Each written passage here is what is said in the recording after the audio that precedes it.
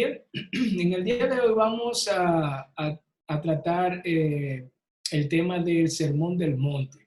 Bien, ustedes saben que es un tema bien extendido donde hay muchísimas cosas mixtas que nuestro Señor Jesucristo trató en eso. En el día de hoy vamos a hablar del capítulo 5, bien, aunque en su primera parte. Nosotros vamos a hablar entonces de este capítulo acerca del Sermón del Monte, y ustedes van a notar cuando ustedes lean este capítulo donde nuestro Señor Jesucristo, ¿verdad? Comienza a conversar con una gran multitud en este monte, donde el tema principal, el tema principal es la verdadera justicia, ¿bien? Y cómo esta verdadera justicia se contrapone, ¿verdad?, a lo que es la falsa justicia, específicamente de los fariseos y los escribas, ¿bien? Esa justicia que es superficial, ¿verdad? Algo que no debemos de pasar por alto es que estos escribas y estos fariseos, ¿verdad?, eran considerados los modelos a seguir, bien, en ese entonces, bien, esos eran los modelos. Ellos eran los que decretaban leyes, ellos eran las personas que dirigían literalmente al pueblo, ellos eran los que podían decir qué era lo que Dios quería decir de tal escritura, bien, ellos hacían todo eso y eran, por así decirlo, esos íconos o esos ídolos, ¿verdad?, para seguir de los judíos. Eran las personas, las élites religiosas en ese punto, ¿bien? Pero vamos a ver cómo entonces las Sagradas Escrituras nos hablan bastante acerca de este Sermón del Monte, ¿bien? Nosotros vamos a ver en esta parte cómo Jesús toma esta ocasión entonces para mostrar esta verdadera justicia de Dios, de los creyentes en Jesús, y también la profundidad de dicha ley. Eso es en el contexto completo del sermón. El Sermón del Monte está desde el capítulo 5 hasta el capítulo 7. Así que recuerden que cuando ustedes lean eso, no trabajen individualmente con estos temas porque es un sermón completo, bien, desde el capítulo 5 hasta el 7, tratando temas diversos acerca de la profundidad de la ley de Dios, o sea, el alcance, y de cómo también el pecado es un asunto del corazón y no solamente de las acciones, o no solamente es del obrar, ¿bien? Y como ya había dicho también que esta parte del Sermón del Monte tiene mucho que ver o mostrar también con el carácter del creyente, aquellas cosas que el creyente es, pero también luego cómo esto influye en su conducta. Y eso es en el contexto completo de lo que es este Sermón del Monte, ¿bien? Así que Jesús comienza a predicar a esta multitud, pero para darle un contexto de lo que estaba alrededor o poquito antes. Ustedes recuerdan que nuestro Señor Jesucristo, ya habíamos hablado de eso en uno de los domingos anteriores, pasados, Jesús había ido al desierto por el Espíritu Santo para ser tentado por el diablo. Después de ahí, entonces, él comienza lo que es su ministerio. Bien, comienza a predicar acerca del arrepentimiento de los pecados, iniciando, ¿verdad?, desde Galilea, Nazaret, Capernaum, haciendo milagros. Posteriormente llama a sus discípulos y continúa predicando, proclamando el evangelio del reino en las sinagogas, sanando enfermedades, y dice las Escrituras, todas enfermedades, o sea, todos los enfermos que le llevaron a Jesús, él los sana, bien, y su fama desde ese entonces se extiende. Es por esa razón que entonces en el capítulo 5 viene esta gran multitud, bien, y se sienta en este punto nuestro Señor Jesucristo y comienza entonces que es nuestro primer punto en la noche de hoy, bien, y nuestro primer punto en la noche de hoy es la verdad o la verdadera justicia y rectitud nace del interior. La verdadera rectitud, hermanos míos, la verdadera justicia y rectitud nace del interior. Vamos a pasar entonces a lo que es nuestro primer versículo. Comenzamos a leer desde el 3 en adelante. Dice, bienaventurados los pobres en espíritu, pues de ellos es el reino de los cielos. Bienaventurados los que lloran, pues ellos serán consolados. Bienaventurados los humildes, pues ellos heredarán la tierra. Bienaventurados los que tienen hambre y sed de justicia, pues ellos serán saciados. Bienaventurados los misericordiosos, dice aquí, pues ellos recibirán misericordia. Bienaventurados los limpios de corazón, pues ellos verán a Dios. Bienaventurados los que procuran la paz, pues ellos serán llamados hijos de Dios. Bienaventurados aquellos que han sido perseguidos por causa de la justicia, pues de ellos es el reino de los cielos. Bienaventurados seréis cuando os insulten y os persigan y digan todo género de mal contra vosotros falsamente, por causa de mí. Regocijaos y alegraos, porque vuestra recompensa en los cielos es grande, porque así persiguieron a los profetas que fueron antes que vosotros. Eso es muy interesante, bien, porque en un sentido, aquí estamos viendo cosas que pasan y que están en el interior de estas personas, en el interior de los creyentes, bien. Todo esto está dentro de ellos, la pobreza espiritual, aquellos que están necesitados. Si ustedes recuerdan, más adelante nuestro Señor Jesucristo diría a un grupo de personas que estaban criticando y murmurando a Jesús porque éste comía y se juntaba con publicanos, con recaudadores de impuestos, y recordarán una frase y verán una frase que él dijo, porque los sanos no necesitan de médicos.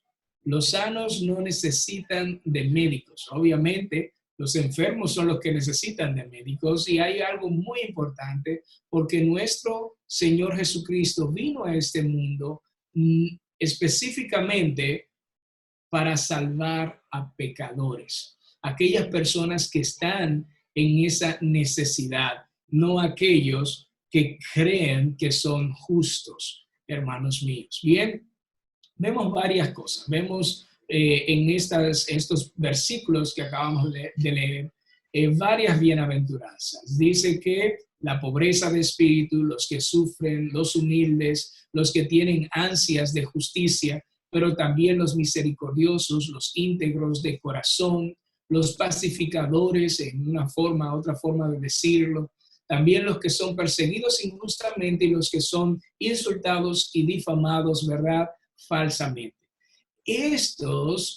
Estas personas son nueve veces dichosos y 9 veces afortunados. Bien, cada una de estas cosas son cosas que suceden dentro del corazón del creyente. Obviamente, las circunstancias pueden dar a relucir cada una de estas cosas que está en el corazón. La segunda parte de este texto que nosotros vamos a leer describe un poquito más acerca de lo representativo de estas cosas que nuestro Señor Jesucristo acaba de decir. O sea, estas cosas deben de ser representativas a los hombres. Y dice el versículo 13 de esto que nosotros estamos leyendo, el versículo 13 nos dice, vosotros sois la sal de la tierra, pero si la sal se ha vuelto insípida, ¿con qué se hará salada otra vez?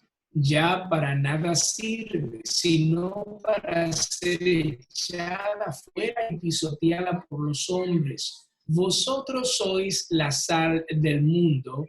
Una ciudad situada sobre un monte no se puede ocultar, ni se enciende una lámpara y se pone debajo del almud, sino sobre el candelero y alumbra a todos los que están en la casa. Así brille vuestra luz delante de los hombres, para que vean vuestras buenas obras y glorifiquen a vuestro Padre que está en los cielos. Bien, esto es algo que nosotros podemos notar. Aquí nuestro Señor Jesucristo habla de cosas representativas. ¿Cómo nosotros podemos ser representantes, verdad, delante de los hombres? Y hace esta ilustración, ¿bien? O vamos a decir, este tipo de metáfora. Está dando esta ilustración de la sal y la luz, ¿bien? Y hablando en términos de ciencia, la sal en sí misma no cambia sus compuestos, o sea, en sí misma no cambia sus compuestos, bien, es cloruro de sodio, pero solamente a menos que haya una alteración de estos compuestos químicos que tiene la sal, entonces es que la sal puede perder sus propiedades, o sea, es algo externo que puede causar que la sal pierda sus propiedades. Así que Jesús no miente cuando dice que la sal pierde, ¿verdad? Su salinidad, o sea, su sabor. Ciertamente la sal pierde su sabor, pero les hace esa comparación para que comprendan, hermanos míos, que debido a estos elementos, ¿verdad? A estas influencias externas, pueden perder la capacidad de influir a otros. Bien, eso es algo básico en esta parte.